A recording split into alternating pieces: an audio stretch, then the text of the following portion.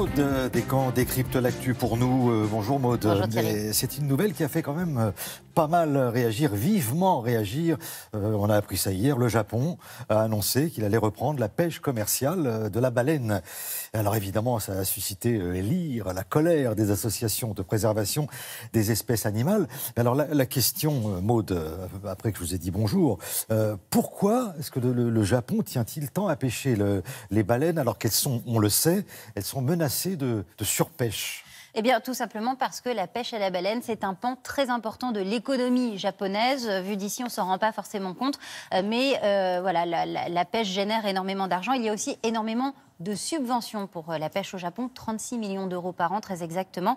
Et certaines ONG disent que cette manne financière servirait à certains politiques qui abuseraient, on va dire, un peu de ces fonds publics. Et puis, une des autres raisons de l'attachement du Japon à cette pêche à la baleine, c'est qu'il y a des hommes politiques japonais assez influents qui sont originaires de zones de pêche à la baleine. Je pense au Premier ministre Shinzo Abe, qui lui-même vient de Yamaguchi, qui est un port de pêche très important. Et donc forcément, s'il s'en prend à la pêche à la baleine, il va également s'attaquer à sa propre cote de popularité, ce qui ne serait pas très bon pour lui. Alors on s'étonne.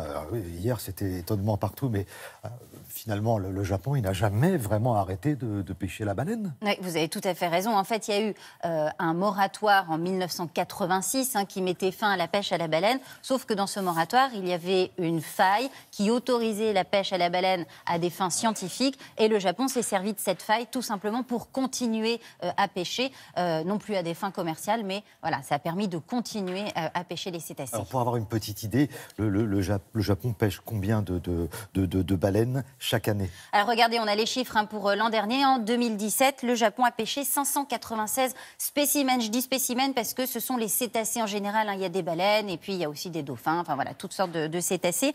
Vous savez, le Japon et la chasse à la baleine, c'est une très vieille histoire. Ça remonte au XIIe siècle. C'est une tradition. Dès le XIIe siècle, on pêche la baleine au harpon. Et puis au XVIIe siècle, on commence à organiser ça de manière un petit peu plus industrielle. La ville de Taiji, qui est au sud d'Osaka, devient un des principaux ports de pêche à la baleine, de pêche au dauphin même du pays. Et puis, début du XXe siècle, en 1906, très exactement, la chasse à la baleine vraiment s'organise de manière moderne, notamment à Ayukawa, qui devient vraiment le premier port du pays.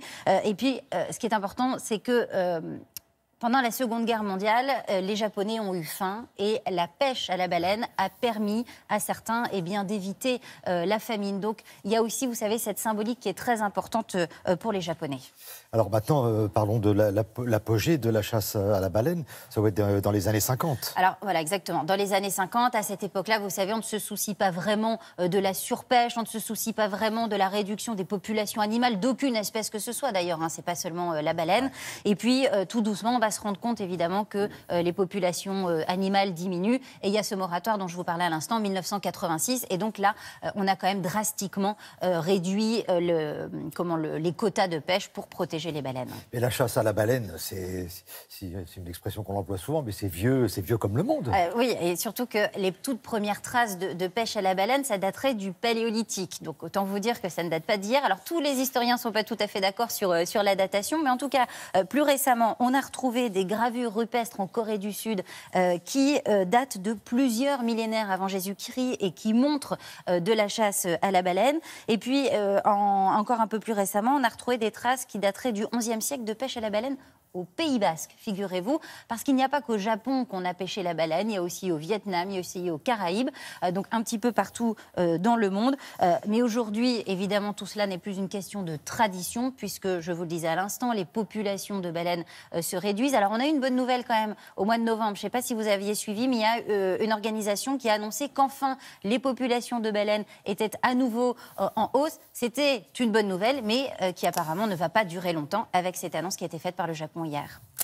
Merci beaucoup Maud et merci aussi, c'est important, à Malika Mekad de l'INA pour les images d'archives que vous avez vues pendant ce décryptage de l'actualité. À bientôt. À demain. Merci infiniment Maud.